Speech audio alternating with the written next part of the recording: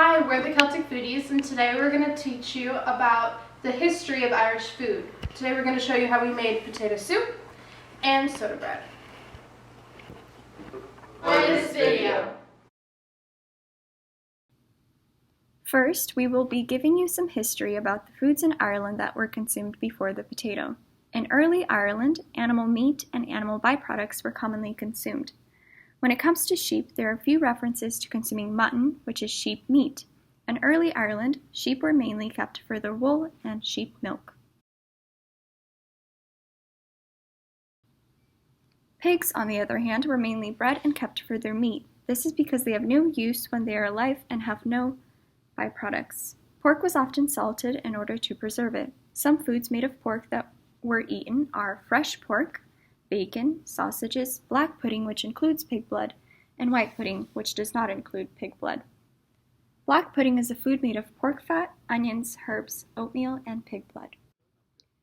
There are few references to eggs as a food before the potato. Horse meat was not consumed, and evidence suggests that it was a taboo or banned.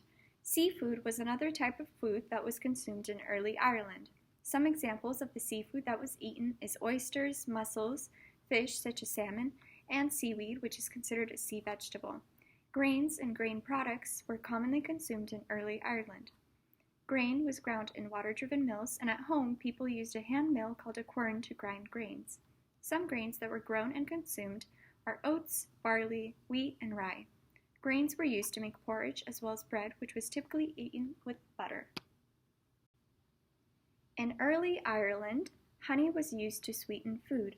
Foods that were baked, such as breads, muffins, biscuits, and cakes, were cooked over an open fire on a griddle, which is why bread took longer to make. Barley was used to make beer. Some dishes made by baking are boxty, which resembles a potato pancake, which is a food that came after the potato, bannock, which is a type of flatbread, and Irish soda bread, which is a popular bread that was made after the potato and after baking soda appeared in Ireland. Soups and stews were another important and popular food in early Ireland. For the poor, this was their main meal for the day. The ingredients that were put into soups and stews depended on what people could afford. Often, dairy products were used, and later potatoes were added to soups and stews. A famous stew is called Danky stew, which means slightly drunk, because it includes Irish stout, which is a beer made out of barley. Irish stout was included for flavor as well as when water wasn't safe to drink. In early Ireland, wild fruits that were consumed are sloe, wild cherry, raspberries, strawberries, elderberries, and blackberries, which were the most popular. A fruit that is referred to the most in many early Irish documents are apples. The vegetables that were present in early Ireland before the potato are wild plants such as watercress, sorrel, nettle, and charlock. Other vegetables include cabbage, wild garlic, leeks, onions, and macon. Macon is a root vegetable that is believed to be related to the carrot or the parsnip. A popular dish made of vegetables is colcannon. Colcannon is essentially mashed potatoes that include kale and leeks as well as a well of butter in the middle.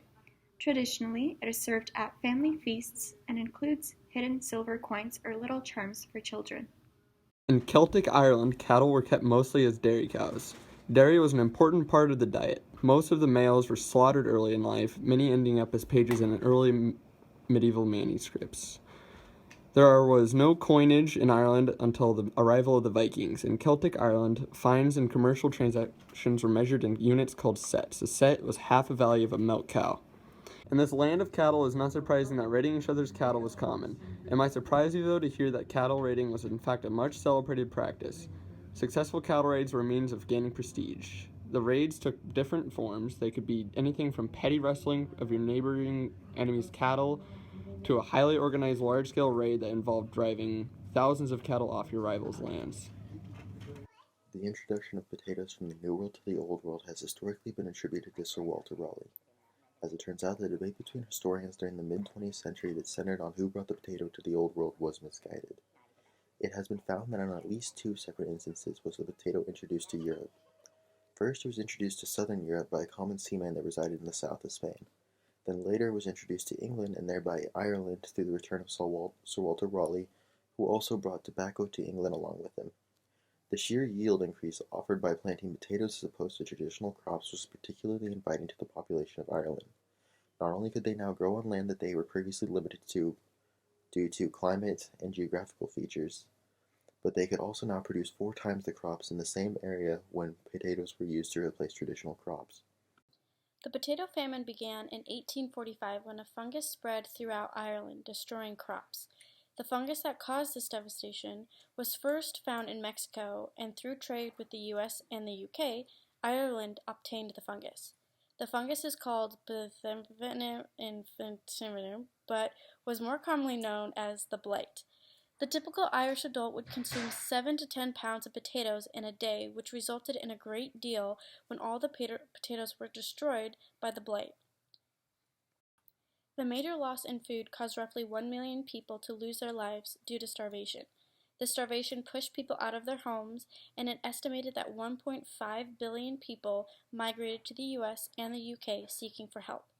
During the blight, the English government sought help in forms to improve food such as maize and grains, but that was the extent of their help.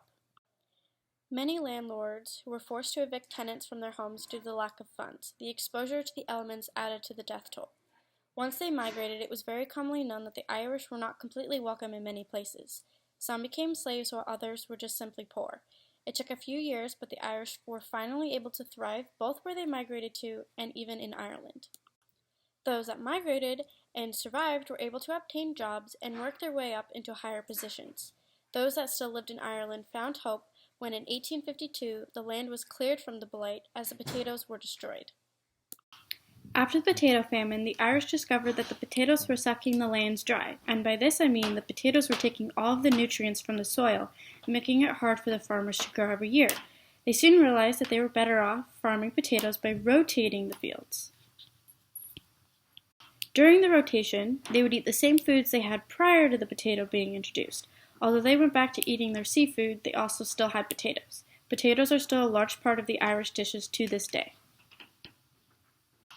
In order to keep the country from having another famine, they created an equation in order to know how much potatoes they would need. This equation being production of food during the year equals human consumption plus animal consumption multiplied by exports minus imports plus the use of manufacturing of other food plus the waste plus the use of seeds multiplied by the stock in hand at the end of the year minus the stock in hand at the beginning of the year.